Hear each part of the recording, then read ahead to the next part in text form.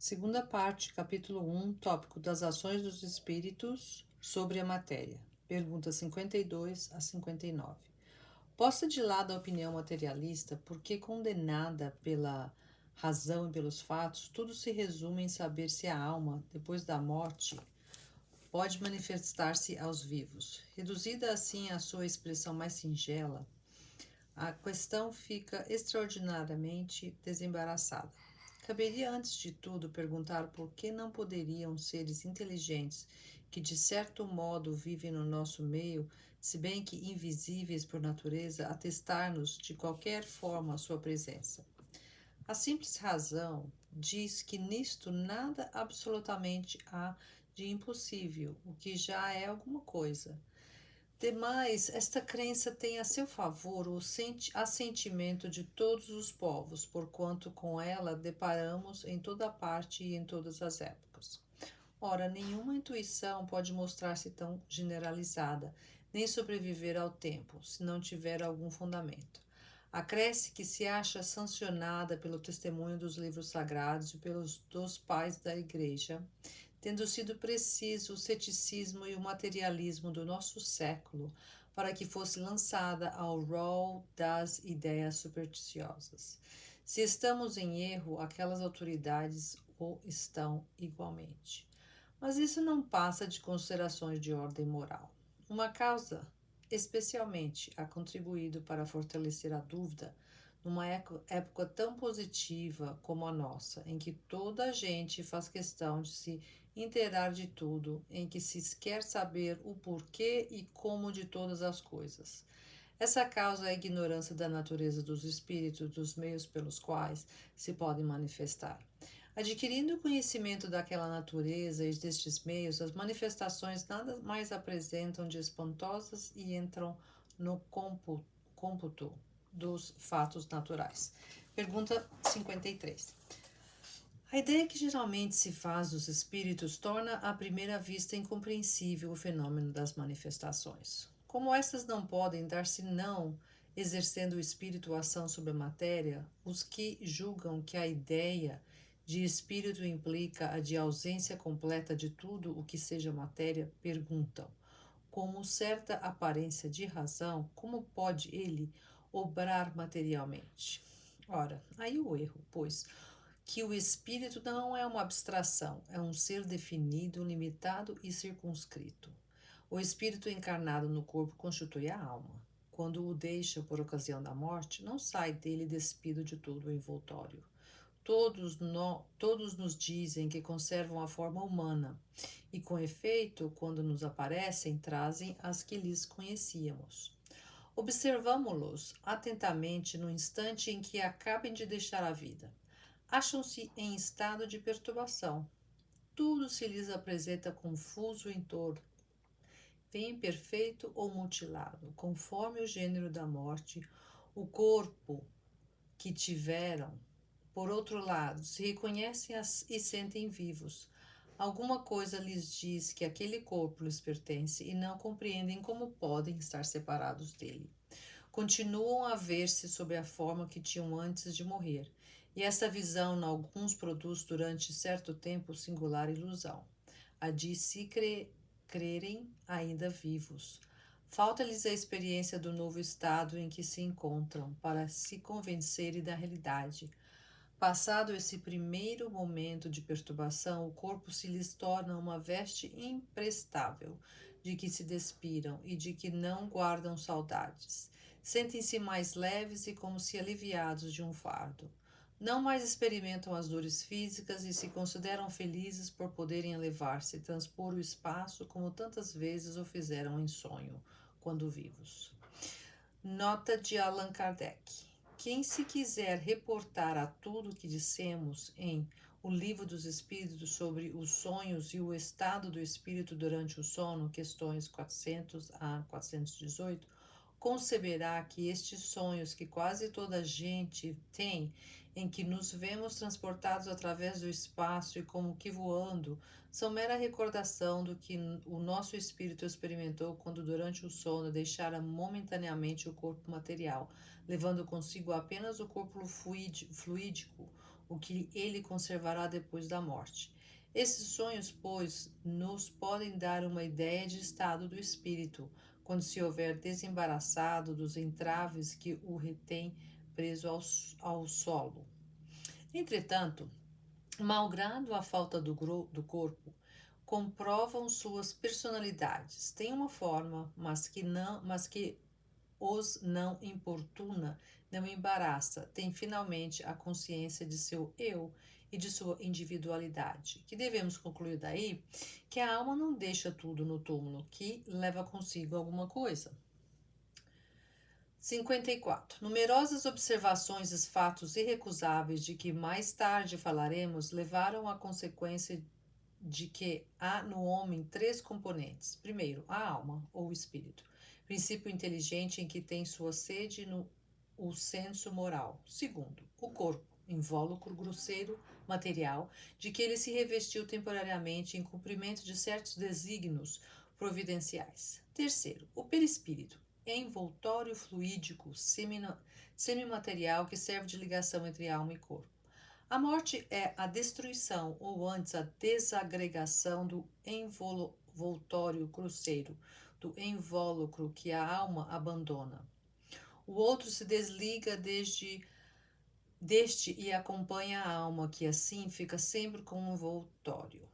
Este último, ainda que fluídico, etéreo, vaporoso, invisível para nós, em seu estado normal, não deixa de ser matéria, embora até no presente não tenhamos podido assenhorear-nos dela e submetê-la à análise. Este segundo invólucro da alma, o perispírito, existe, pois, durante a vida corpórea. É o intermediário de todas as sensações que o espírito percebe, pelo qual transmite sua vontade ao exterior e atua sobre os órgãos do corpo. Para nos servirmos de uma comparação material, diremos que é o fio elétrico condutor que serve para a recepção e a transmissão do pensamento.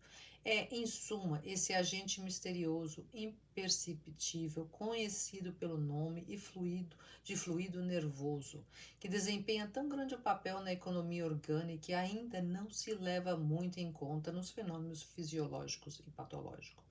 Tomando em consideração apenas o elemento material ponderável, a medicina, na apreciação dos fatos, se priva de uma causa incessante de ação. Não cabe aqui, porém, o exame desta questão. Somente faremos notar que no conhecimento do perispírito está a chave de inúmeros problemas até hoje insolúveis. O perispírito não constitui uma dessas hipóteses de que a ciência costuma valer-se para a explicação de um fato. Sua existência não foi apenas revelada pelos espíritos. Resulta de observações, como teremos ocasião de demonstrar. Por ora e por nos anteciparmos no tocante aos fatos que havemos de relatar, limitar-nos-emos a dizer que, quer durante a sua união com o corpo, quer depois da separação deste, a alma nunca está desligada do seu perispírito. Pergunta 55. Hão dito que o espírito é uma chama, uma centelha. Isso se deve entender com relação ao espírito propriamente dito como princípio intelectual e moral a que se não poderia atribuir de forma determinada. Mas, qualquer que seja o grau que se encontre, o espírito está sempre revestido de um envoltório, um perispírito, ou perispírito, cuja natureza se eteriza à medida que ele se depura e eleva na hierarquia espiritual. De sorte que para nós a ideia de forma é inseparável da de espírito e não concebemos uma sem a outra.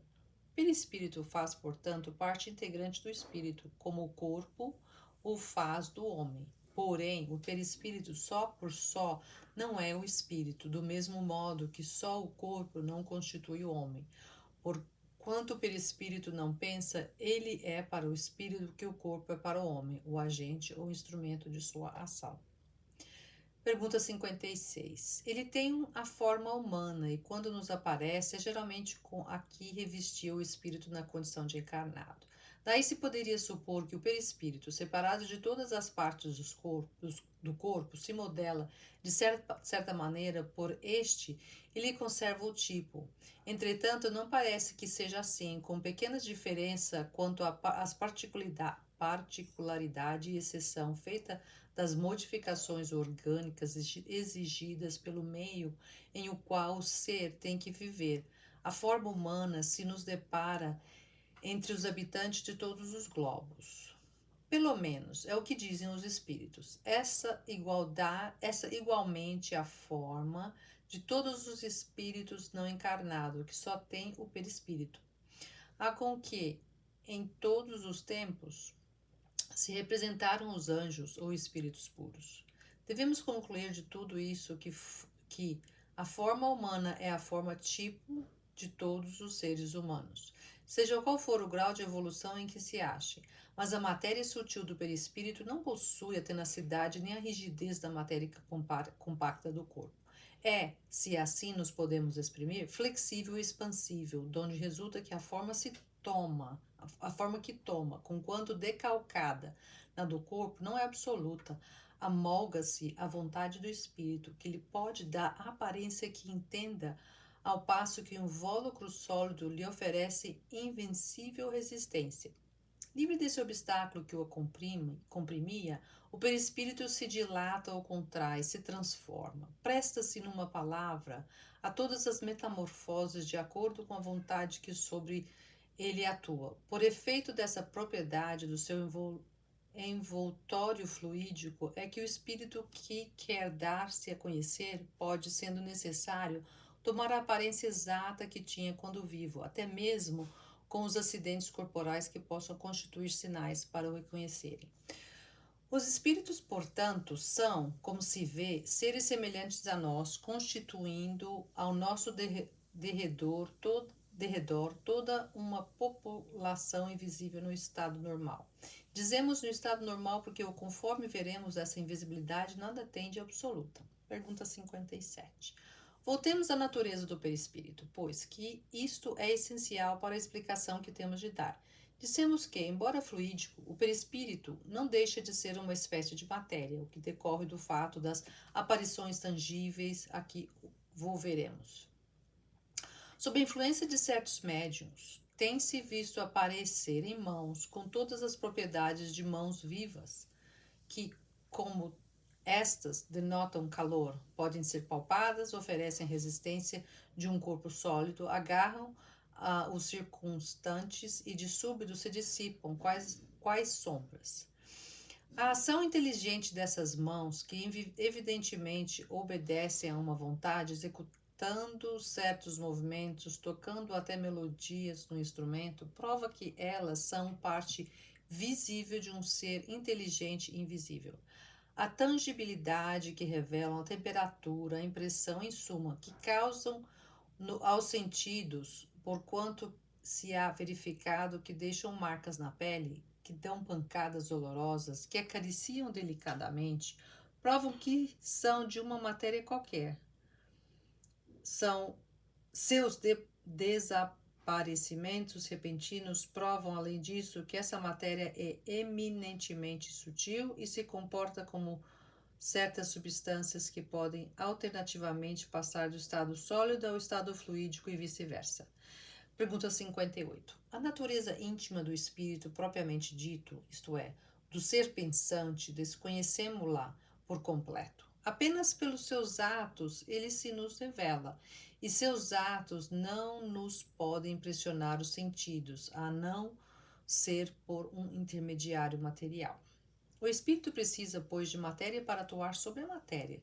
Tem por instrumento direto de sua ação o perispírito, como o homem tem o corpo. Ora, o perispírito é matéria, conforme acabamos de ver.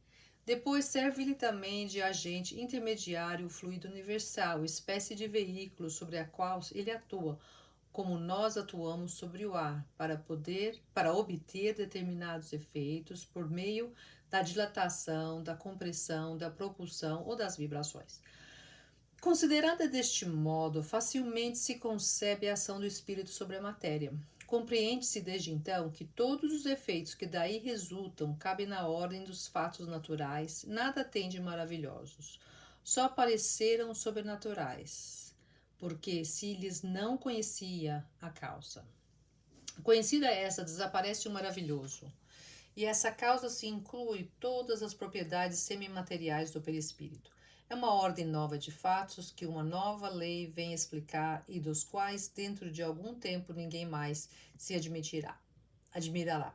Como ninguém se admira hoje de se corresponder com outra pessoa a grande distância em alguns minutos por meio de eletricidade. Pergunta 59. Perguntar-se-á, talvez, como pode o espírito, com auxílio de matéria tão sutil, atuar sobre os corpos pesados e compactos e surpreender mesas, etc. Semelhante objeção, certo que não será formulada por um homem de ciência, visto que, sem falar das propriedades desconhecidas que esse novo agente pode possuir, não temos exemplos análogos sob as vistas. Não é nos gases mais rarefeitos, nos fluidos imponderáveis que a indústria encontra os seus mais possantes motores? Quando vemos o ar abater edifícios, o vapor deslocar enormes massas, a pólvora gaseificada levantar rochedos, a eletricidade lascar árvores e fender paredes, que dificuldade acharemos em admitir que o espírito, com o auxílio do seu perispírito, possa levantar uma mesa, sobretudo sabendo que esse perispírito pode tornar-se visível, tangível e comportar-se como um corpo sólido?